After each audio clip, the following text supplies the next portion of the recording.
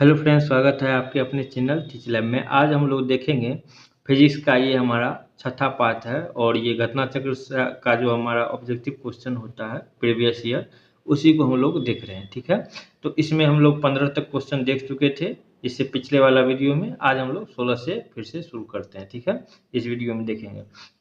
अगर आप इस चैनल पर नए हैं तो चैनल को सब्सक्राइब जरूर कर लीजिएगा ताकि आने वाला वीडियो आप तक सबसे पहले पहुंच पाए। ठीक है, तो बिना देरी किए हुए हम लोग शुरू करते हैं। देखिए यहाँ पे 16 नंबर क्वेश्चन क्या कहता है कि गति को सर्वप्रथम किसने परिभाषित किया है। देखिए, गति को सर्वप्रथम जब आएगा तो गैलीलियो का बात हो जाएगा। क्या हो जाएगा? गैलीलियो का बात हो जाएगा। तो यहाँ पे हम लोग थोड़ा सा इसका डिस्कशन भी देख लेते हैं। क्या कहता है कि गैलीलियो ने ही सर्वप्रथम एक समान गति की परिभाषित किया था। यानी कि गैलीलियो जो है सबसे पहले एक समान रेखीय गति किसको कहते हैं? देखिए, गति 3-4 तरह का होता है, तो पहले आप थोड़ा सा समझ लेते हैं। रेखीय गति वो होता है जब सीधा चलता है किसी भी चीज पे, जैसे सड़क पे चलती हुई कार। ठीक है, पेड़ से गिरता हुआ आम, वो क्या है? रेखीय गति है। वृत्तीय गति क्या होता है? किसी भी हमारा वृत्ताकार पथ पे अगर कोई चीज चल रहा है तो हमारा क्या होगा? वृत्तीय गति। जैसे पृथ्वी का जो है उपग्रह जो कि हमारा घूम रहा है, वो क्या है? पृथ्वी का घूर्णन गति। ये क्या है? ये हमारा वृत्तीय गति है ना। तो इसके अनुसार क्या कहा है कि प्रति इकाई समय में तय की गई दूरी को गति कहते हैं। यानी कि हम जो है कह सकते हैं कि चाल जो है क्या होता है, तो आप जो है चाल बराबर दूरी बटे क्या होता है? समय। यानी कि एक खास समय में आप जितना दूरी तय करते हैं वही क्या कहलाता है? गति कहलाता है। उसके बाद जो है न्यूटन ने इस पिंडों को क्या किया एवं वस्तुओं को गति का वर्णन करके दिया। तो जब बोलेगा कि सबसे पहले कौन बोला, तो आप क्या बोलिएगा? गैलीलियो। लेकिन अगर बोलेगा गति का जो नियम दिया है तो वहां पे आ जाएगा न्यूटन। ठीक है, चलिए अगला क्वेश्चन हम लोग देखते हैं। 17 नंबर क्वेश्चन क्या कहता है उसको थोड़ा समझिएगा। यहाँ पे 17 नंबर क्वेश्चन कहता है न्यूटन के गति का पहला नियम जाना जाता है। तो न्यूटन के गति का जो नियम है वो क्या करता है? हमारा जड़ता का नियम। जड़ता या जड़त्व भी कहीं कहीं लिखा रहता है। जड़त्व होता क्या है, अब इसको समझिए। जड़त्व वो चीज होता है, जड़त्व का नियम कहता है कि हम जिस अवस्था में अभी हैं उसी अवस्था में वो अगर रहता है कंटिन्यू तो उसको कहते हैं जड़त्व। जैसे कोई वस्तु अगर गति में है तो गति में ही रहना चाहता है, और जो वस्तु स्थिर है वो स्थिर ही रहना चाहता है। जैसे टेबल पे रखा हुआ किताब, आप तब तक उसको बाहरी बल जब तक नहीं दीजिएगा तब तक वो बल वहाँ पे किताब रखा ही रहेगा। गेंद जो अगर फेंकते हैं, फिर आपके मन में क्वेश्चन आएगा कि अगर हम गेंद फेंक देते हैं तो वो तो गति में है रास्ते पे, तो फिर वो रुक कैसे जाता है? तो क्योंकि हमारा जो है जब हमारा धरती पे गेंद अगर हमारा चल रहा है तो चलते वक्त में क्या होता है कि धरती के संपर्क में रहता है और वो क्या होता है? घर्षण उस पर बल लगता है, और घर्षण बल जो है उसके कारण वो धीरे धीरे स्लो होता है और रुक जाता है। तो हम कह सकते हैं कि जड़ता का नियम या न्यूटन का पहला नियम कहता है कि कोई भी वस्तु जिस अवस्था में है उसी अवस्था में हरदम रहना चाहता है। वो क्या होता है कि अगर गति में है तो गति में रहना चाहता है, और स्थिर है तो स्थिर। यही कहलाता है जड़ता का नियम। लेकिन न्यूटन का पहला नियम क्या कहता है कि तब तक ऐसा रहता है जब तक उस पर बाहरी बल ना लगे। तो इसीलिए न्यूटन का पहला नियम को ही हम लोग जड़ता का नियम भी कहते हैं। ठीक है, आशा करते हैं आपको अच्छे से समझ में आ गया होगा। अब देखिए यहाँ पे थोड़ा हम आपको डिटेल करके दिखा देते हैं। न्यूटन के गति का प्रथम नियम जो जड़ता का नियम है, यानी कि लॉ ऑफ इनर्शिया, वो क्या है कि प्रत्येक पिंड तब तक अपनी अवस्था में या विराम अवस्था में या फिर गति में रहता है जब तक कि उस पर कोई बाहरी बल न लग जाए। ठीक ना, यही बात है जो अभी हम लोग बोले हैं। चलिए 18 नंबर क्वेश्चन देखते हैं हम लोग। 18 नंबर क्वेश्चन क्या कहता है? एक ट्रेन जैसे ही चलना आरंभ होता है उसमें जो बैठा व्यक्ति है वो पीछे की ओर झुक जाता है। जब कोई, जैसे आप मोटरसाइकिल पे बैठे हैं कोई एकाएक गाड़ी चलाना तो आप लगाइएगा कि पीछे गिर रहे हैं, ठीक है। वही जब ब्रेक मारेगा तो क्या होगा कि आपको लगेगा कि आगे की ओर। वो जो है हमारा किसके नियम के कारण है, स्थिरता की जरूरत के कारण। क्यों? क्योंकि हमारा जो वजन है, जब हम बस में बैठे रहते हैं तो हमारा जो है इस सीट के अपेक्षा हमारा क्या है, शरीर स्थिर अवस्था में है। और जब हमारा गाड़ी चलता है तो हम तो इस पे स्थिर हैं, लेकिन गाड़ी चल दिया तो हमारा क्या होगा, वजन पीछे की तरफ हो जाएगा। तो यहाँ पे स्थिर में है, इसीलिए स्थिरता का नियम होता है। वही जब हमारा गति में है और ब्रेक लगा दे तो वहां पे हो जाएगा गति का जरूरत के कारण क्या होता है, आगे झुक जाता है, ठीक है। चलिए अब हम लोग देख लेते हैं थोड़ा सा इसको। क्या कहता है कि यात्री ट्रेन में एकाएक चल देने से पीछे की ओर गिर जाता है या झुक जाता है। वो इसका कारण यह है कि यात्री के शरीर का निचला हिस्सा जो गाड़ी के संपर्क में है, क्या है, जो गाड़ी के संपर्क में है, यह हिस्सा गाड़ी के साथ चलने लगता है, परंतु ऊपरी हिस्सा जो है, जो हमारा शरीर है, ऊपरी हिस्सा वो क्या है, जरूरत के कारण विराम अवस्था में ही बना रह जाता है। यात्री के शरीर के ऊपर का हिस्सा और पीछे की ओर झुक जाता है। इसीलिए हम लोग कहते हैं कि ये क्या है, जड़ता का नियम, स्थिरता का जड़ता। ये किसके नियम के साथ चलता है, तो न्यूटन का पहला नियम। चलिए अब हम लोग 19 नंबर क्वेश्चन देखते हैं। 19 नंबर क्वेश्चन कहता है कि स्थिर विज्ञान निम्नलिखित में से किससे संबंधित है। स्थिर विज्ञान जो है, स्थित विज्ञान वो किससे संबंधित है, तो वो विश्राम से है, यानी कि जो है हमारा स्थिरता से है। तो स्थित विज्ञान जो है यानी स्टैटिक्स, यांत्रिकी की वह शाखा है जिसमें क्या करते हैं हम लोग, विश्राम की स्थिति के अध्ययन के बारे में हम लोग पढ़ते हैं, ठीक है। चलिए अब हम लोग 20 नंबर क्वेश्चन थोड़ा देख लेते हैं, इसके बारे में क्या सही है। बोलता है कथन ए कि एक पूर्णतः घर्षणहीन पृष्ठ, यानी कि जिस पे घर्षण नहीं हो, ठीक है, पर खड़ा एक व्यक्ति सीटी बजाने से अपने को ये क्या करता है, गति में ला सकता है, सीटी बजा के गति में ला सकता है। कारण, अब देखिए कारण क्या कहता है, यदि किसी तंत्र पर कोई बाहरी बल क्रियाशील नहीं है। क्या बोला है कि कोई यदि तंत्र जो है इस पे बाहरी बल क्रियाशील नहीं है, तब जो है इस पे क्या करता है, संवेग h में परिवर्तन नहीं हो सकता है, ठीक है। तो अब इसमें हमको कारण खोजना है कि आपका जो है यहाँ पे आंसर क्या सही होगा। जैसे पहला ऑप्शन आप देखिएगा तो पहला ऑप्शन में कहता है ए और आर दोनों सही है, ठीक है। उसके बाद कहता है ए और आर दोनों सही है, और इसका सही स्पष्टीकरण यहाँ पे बोला है कि नहीं है। एक सेकंड यहाँ पे देख लेते हैं, क्या है कि नहीं है। तीसरा ऑप्शन कहता है कि आपका जो है ए सही है परंतु आर गलत है। तो देखिए है क्या कि दोनों तो सही था, है ना, दोनों सही है, लेकिन इसका सही स्पष्टीकरण वो नहीं है आर, ठीक है। इसके बारे में थोड़ा हम डिटेल में समझ लेते हैं। यहाँ पे देखिए आपको समझ में आ जाएगा अच्छे से। क्या कह रहा है, घर्षणहीन पृष्ठ पर कोई भी व्यक्ति गति नहीं कर सकता है। जब घर्षण नहीं रहेगा तो उस पर हम लोग गति नहीं, जैसे बर्फ पे हम लोग गति अच्छे से नहीं कर सकते हैं, क्योंकि किसी भी प्रकार की गति के लिए घर्षण क्या है, अति आवश्यक है। हालांकि पूर्णतः घर्षण रहित सतह पर कोई व्यक्ति सीटी बजाकर भी गति में ला सकता है।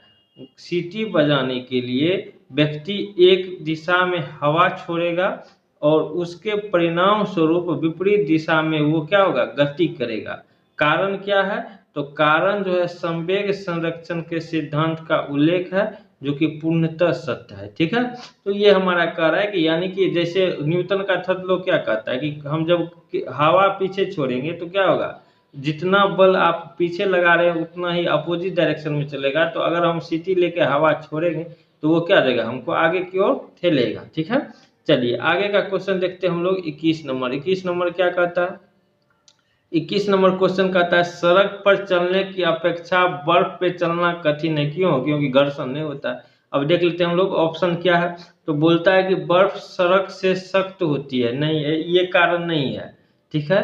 बर्फ देखिए होता क्या है कि आपको जो ऑप्शन दिया रहेगा ना वो सारा लगेगा सही है, ठीक है, लेकिन आपको जिस प्रश्न के हिसाब से पूछ रहा है उस हिसाब से आपको क्यों नहीं होगा उसको पता करना है, ठीक है।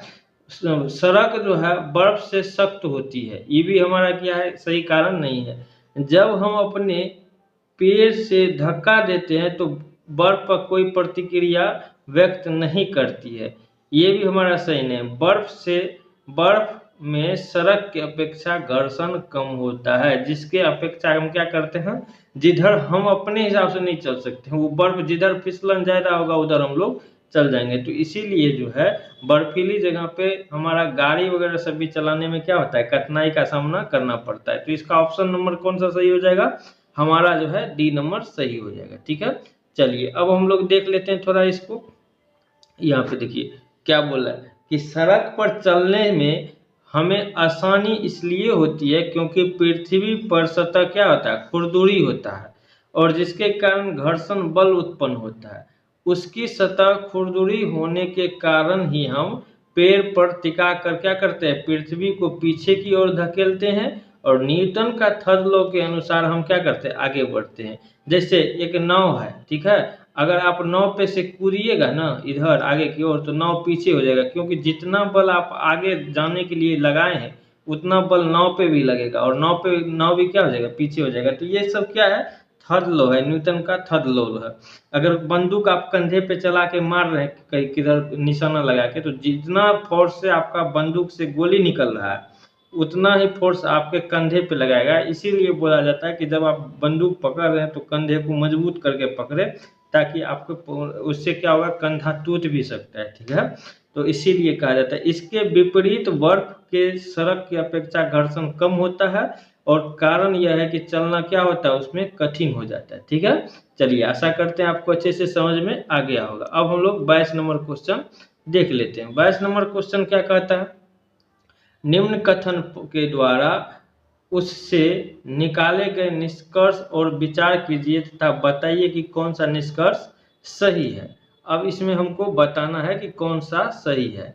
अब पहले कथन देखिए यहाँ पे क्या कह रहा है, कथन कह रहा है कि भरी हुई गाड़ी को चलाने से, उसे चलायमान रखने के लिए आवश्यक ताकत की अपेक्षाकृत अधिक ताकत से धक्का देना पड़ता है। अब निष्कर्ष क्या है इसका, उसको हम लोग थोड़ा देख लेते हैं। इसमें क्या कहता है कि किसी चलायमान वस्तु का भार कम होता है। यहाँ पे क्या बोला है कि किसी भी चलायमान वस्तु का भार कम होता है। उसके बाद कहता है कि प्रारंभ में पहिए फिसलने लगते हैं, ठीक है, और उसके बाद कहा जाता है एक बार गाड़ी चल पड़ने के बाद घर्षण कम हो जाता है। बात इसीलिए होता है कि होता क्या है कि जब आपका गाड़ी बंद है तो उसमें क्या है कि आपका जो घर्षण लग रहा है पृथ्वी के द्वारा, या जो फोर्स लग रहा है घर्षण बल, शुरू में ज़्यादा लगता है। जब एक बार घूम जाता है चक्का तो उसके बाद क्या होता है कि बहुत कम समय के लिए चक्का आपके धरती पे क्या रहता है कि वहाँ पे जो धरती पे हमारा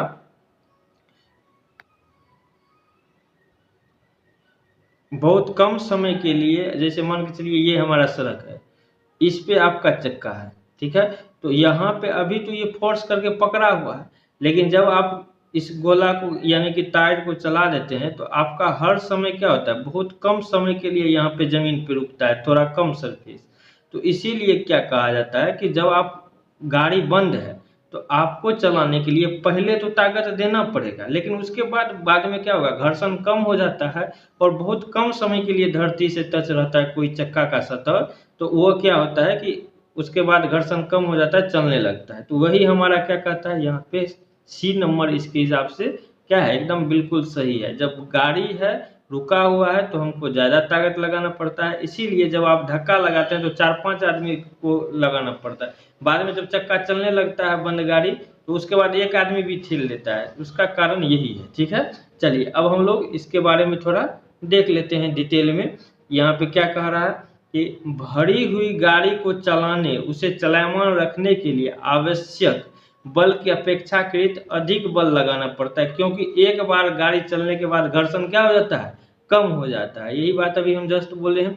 चलिए अब हम लोग 23 नंबर क्वेश्चन देख लेते हैं। देखिए इसमें क्या होगा कि आपको थोड़ा सा टाइम लगेगा, लेकिन आप अच्छे से अगर समझ जा रहे हैं तो आपका चैप्टर कंप्लीट हो रहा है, ठीक है। साथ साथ में आपके एग्जाम में जो क्वेश्चन आ रहा है वो किस हिसाब से आ रहा है उसको भी आप देखने का प्रयास कर रहे हैं और समझने का प्रयास कर रहे हैं कि किस आधार पे हम छांटेंगे क्वेश्चन पे, क्योंकि आजकल वो वन लाइनर डायरेक्ट नहीं आ रहा है, ठीक है ना। अब कह रहा है कि प्रत्येक क्रिया के लिए एक समान और विपरीत प्रतिक्रिया होता है, ये न्यूटन किस में दिया है, तो ये न्यूटन का नियम है और तीसरा लॉ है, क्या है, थर्ड लॉ। तो इसमें हम हमारा ऑप्शन कौन सा हो जाएगा, ए नंबर सही हो जाएगा, ठीक है। न्यूटन का तीसरा लॉ क्या कहता है कि कोई व्यक्ति कोई भी बल जो है विपरीत के अपेक्षा क्या लगता है, जिधर जितना इधर लगेगा उतना ही विपरीत दिशा में लगेगा। जैसे यहाँ पे प्रकृति में बल कभी भी अकेला नहीं पाया जाता है, दो पिंडों के बीच परस्पर अन्योन्य क्रिया जो है वही क्या कहलाता है, बल है। बल सदैव युगल में पाया जाता है, यानी कि दो तरह का, दो में एक अगर इधर है तो एक इधर आपको लगाना पड़ेगा फोर्स। अब कह रहा है कि साथ ही दो पिंडों पे परस्पर बल सदैव विपरीत दिशा में होता है। न्यूटन की इस धारणा को गति का तृतीय नियम के रूप में हम लोग जानते हैं, जो कि क्या कहता है, प्रत्येक क्रिया के विपरीत हमारा क्या होता है, सदैव विपरीत दिशा में प्रतिक्रिया होता है। यानी कि अगर जितना हम इधर फोर्स लगा रहे हैं उतना ही फोर्स हमारा इधर लगेगा। जैसे अगर हम दीवार पे एक गेंद मार रहे हैं जोर से, तो आप जिस बल से दीवार पे लगाए तो दीवार भी आपके तरफ एक बल लगाएगा, जिसके कारण आपके हाथ में गेंद आ जाता है, ठीक है। चलिए अब हम लोग देखते हैं हमारा 24 नंबर क्वेश्चन। 24 नंबर क्वेश्चन क्या कहता है, 24 नंबर क्वेश्चन कहता है एक प्रभावी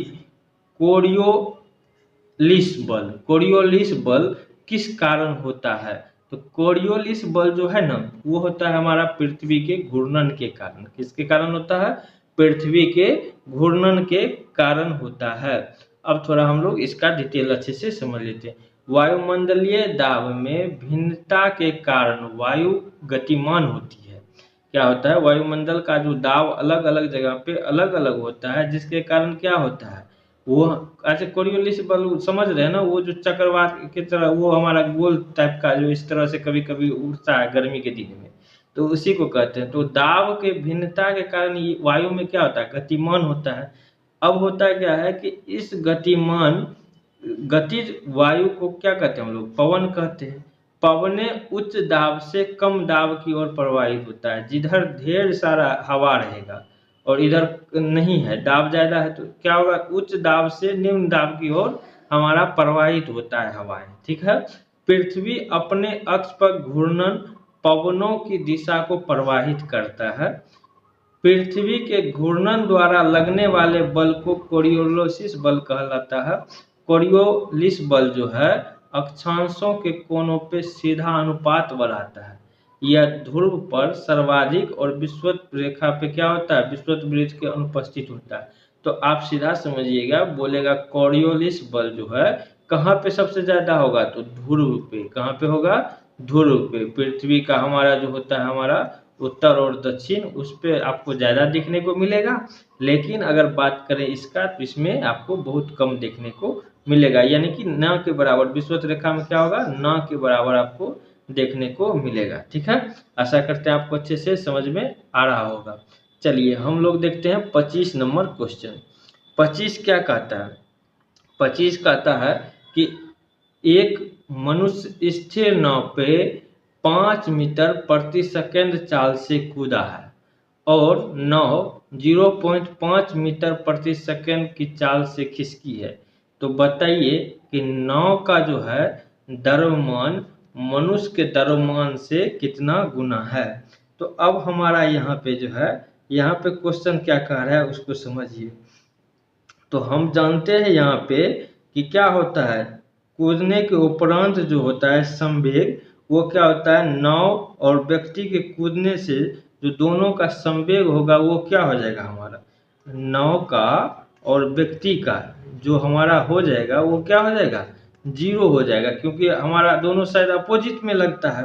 और जब अपोजिट में लगता है तो यहाँ पे अगर मान के चलिए हम लोग कह रहे हैं कि इसका जो मास है वो कितना है, 5 मीटर पर सेकेंड। तो 5 मीटर पर सेकेंड। और माइनस में अगर कर दे इसका 0.5, ठीक है। तो अगर हम इसको करेंगे तो 0 के बराबर करेंगे तो क्या हो जाएगा, m/n बराबर क्या हो जाएगा, 5/0.5। और जब ये दशमलव उड़ेगा तो क्या हो जाएगा 50, अब 50 कट जाएगा तो क्या हो जाएगा 10। तो यहाँ पे क्या हो जाएगा 10 गुना हो जाएगा, क्या हो जाएगा 10 गुना हो जाएगा। यहाँ पे ऑप्शन नंबर कौन सा सही हो जाएगा, हमारा डी नंबर सही हो जाएगा, ठीक है। आशा करते हैं आपको समझ में आ गया होगा। देखिए यहाँ पे लिखा हुआ भी है आपके फॉर्मूला के साथ, ठीक है। जो चीज अभी बताए हैं वही चीज आपको लिखा है, समवेग संरक्षण सिद्धांत से ये लिया गया। अब देखिए हमारा 26 नंबर क्वेश्चन क्या कहता है।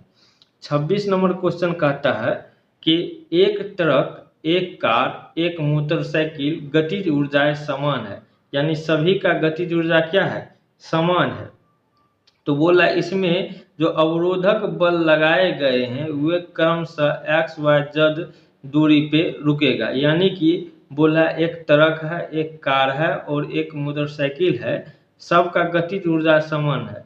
और जब हम ब्रेक लगाने के लिए अवरोधक बल लगाते हैं तो बोलता है कि कौन कितना दूरी पे जाके रुकेगा।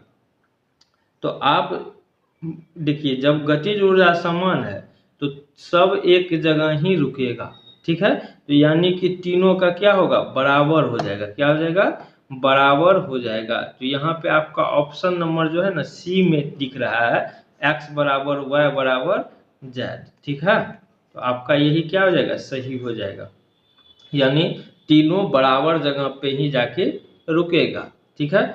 चलिए अब यहाँ पे थोड़ा सा डिटेल में हम लोग समझ लेते हैं। क्या कह रहा है कि यदि किन्हीं वस्तुओं की गतिज ऊर्जा समान है तो उस पर समान अवरोधक बल लगाए जाते हैं, ठीक है। तो वह समान क्या करता है, दूरी पर ही रुकेगा, अतः एक्स वाई जेड आपस में क्या हो जाएगा, बराबर हो जाएगा, ठीक है। चलिए अब हम लोग देखते हैं 27 नंबर क्वेश्चन। 27 नंबर कहता है दो समान द्रव्यमान की वस्तुएं गतिज ऊर्जा का अनुपात 4:9 है। क्या बोला है, 4:9 है।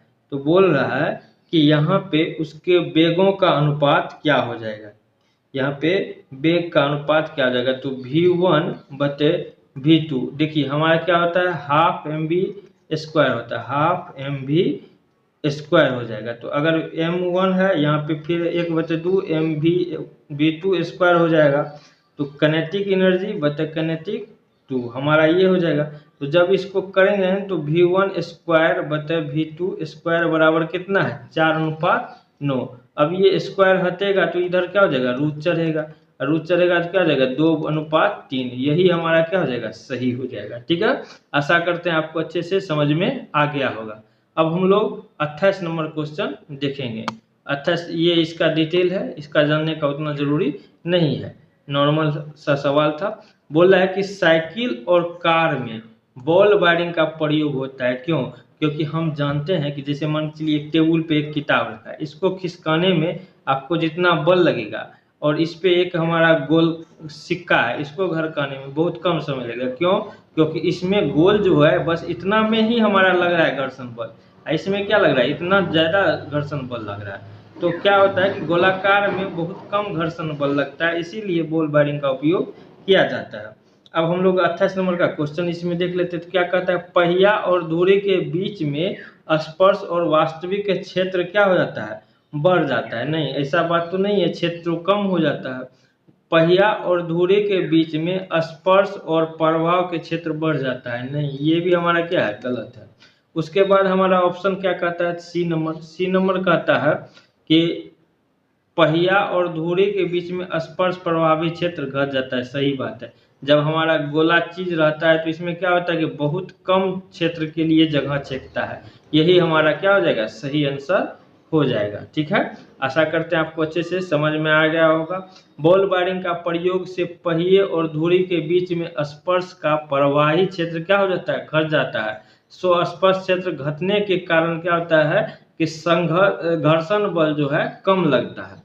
अब हम लोग 29 नंबर क्वेश्चन देखते हैं। 29 नंबर क्वेश्चन क्या कहता है उसको देखिए।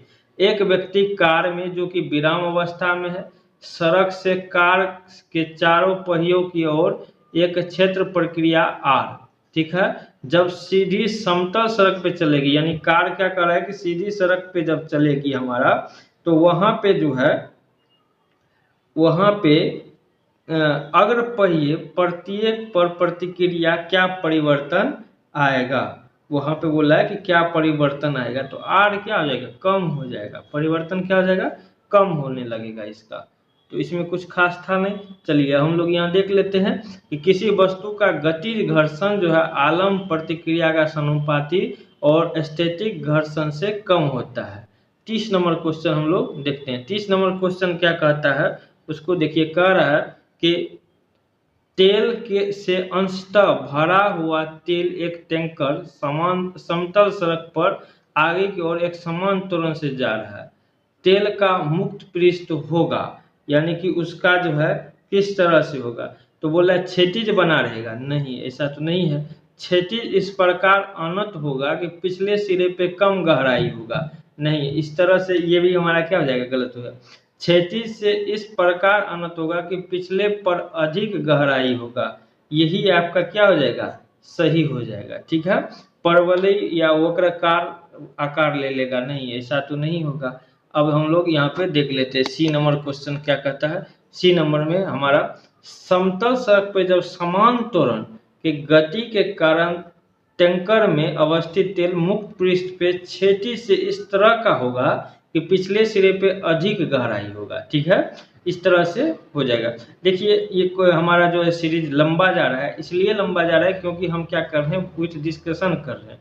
और जब आप इस तरह से अगर देख लेते हैं तो दोबारा आपको पढ़ने का जरूरत नहीं पड़ेगा और समझ में आने लगेगा कि हमारा क्वेश्चन कहाँ से किस तरह से पूछता है। ठीक है, और चाहे तो हम लोग कर सकते हैं ऑब्जेक्टिव की तरह, एक बार पढ़ेंगे रीडिंग देख के निकल जाएंगे, लेकिन वो रीडिंग जो है आपका रीडिंग ही रह जाएगा। ठीक है, वो आपको फायदा नहीं करेगा। इसीलिए आप इस वीडियो को पूरा देखें और अच्छे से समझे। जहाँ पे आपको दिक्कत है या फिर क्या समझ में आ रहा है क्या नहीं आ रहा है, उसको कमेंट में ज़रूर बताइएगा आप लोग कैसा वीडियो लगा समझने में।